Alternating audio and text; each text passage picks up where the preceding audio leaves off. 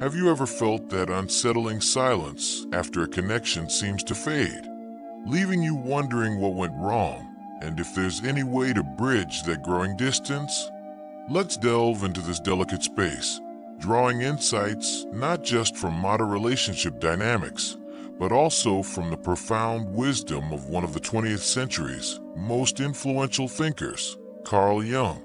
His work on the human psyche offers invaluable perspectives on connection, individuation, and the subtle dances within our relationships. When a woman seems to be pulling away, our immediate reaction might be a surge of panic, a desire to close the gap, sometimes even to pursue harder. But what if the key to rekindling that spark lies not in more external pressure, but in a deeper understanding of the inner workings of both your psyche and hers? Ignoring her, as the initial part of our title suggests, is rarely a productive strategy. Silence can breed misunderstanding, create emotional distance, and allow unspoken resentments or fears to fester. It can feel like a void where connection once thrived. However, the directive to better do this, and she will come back hints at a more nuanced approach, one that aligns surprisingly well with Jungian psychology. Jung emphasized the importance of individuation, the lifelong process of becoming a whole and integrated self. This journey involves acknowledging and integrating the various aspects of our personality, including the shadow self, those parts we might prefer to keep hidden. In the context of a relationship, when one partner seems distant, it might be a manifestation of their own individuation process unfolding. They might be grappling with internal questions, reevaluating their needs and desires, or simply needing space to connect with themselves. Pressuring them, constantly seeking reassurance, or ignoring their need for space can actually hinder this process and push them further away. So, what is the better do this that our title alludes to? It's not a magic formula or a manipulative tactic. Instead, it's a call for a shift in focus, a move away from solely trying to control the external situation and towards understanding the underlying dynamics at play. One crucial Jungian concept that can illuminate this situation is the idea of projection. We often project our own unconscious content, our fears, desires, and unresolved issues onto our partners. When a woman withdraws, we might project our fear of abandonment onto her, interpreting her need for space as a rejection of us. This projection can then fuel anxious behaviors that inadvertently exacerbate the distance. The better do this starts with introspection, with a courageous look inward. Are you reacting to her withdrawal based on your own insecurities? What unconscious beliefs about relationships are being triggered? Jung also spoke extensively about the anima and animus, the feminine and masculine archetypes within the psyche of men and women, respectively. In a healthy relationship, there is a dynamic interplay between these inner aspects and their expression in the external connection.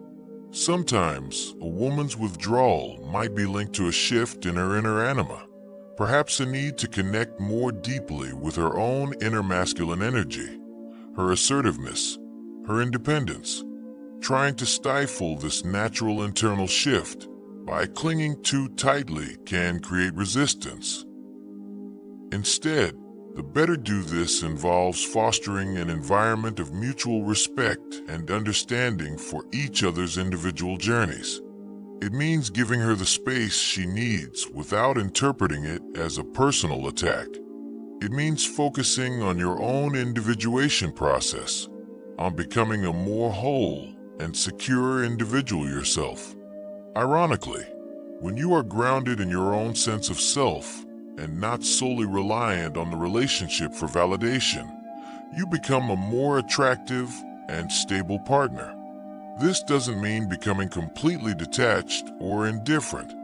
It means shifting your energy from anxiously trying to pull her back to nurturing your own growth and well-being. Engage in activities that bring you joy and fulfillment. Connect with your own values and passions. When you are living a full and authentic life, you create a magnetic field that's far more compelling than neediness or pressure. Moreover, the better do this involves mindful communication when the time is right. Instead of accusations or demands, express your feelings and observations calmly and openly, focusing on your own experience rather than blaming her. Create a safe space for her to share what she is going through without judgment or defensiveness. Listen actively and empathetically, trying to understand her perspective, even if you don't fully agree with it. Jung's concept of the shadow is also relevant here. Sometimes, distance in a relationship can arise when one partner is unconsciously confronted with aspects of the other's shadow that they find difficult to accept. The better do this involves a willingness to acknowledge and integrate your own shadow aspects, those parts of yourself that might contribute to conflict or distance. When you are more self-aware and take responsibility for your own shortcomings, you create a more authentic and trustworthy connection. Furthermore, relationships often go through natural cycles of closeness and distance, connection and separation. These ebbs and flows are a normal part of the dynamic process. Trying to force constant closeness can be unrealistic and ultimately suffocating. The better do this involves accepting these natural rhythms and trusting that distance doesn't necessarily mean the end of the connection. It can be a necessary phase for individual growth and for the relationship to evolve in a healthy way. So, instead of ignoring her and hoping she comes back, the Jungian perspective suggests a more proactive yet introspective approach. Focus on your own individuation. Understand your projections, respect her need for space, engage in mindful communication, and be willing to confront your own shadow aspects. When you become a more whole and authentic individual, you create a stronger foundation for the relationship to potentially rekindle and thrive. This isn't about manipulation or playing games.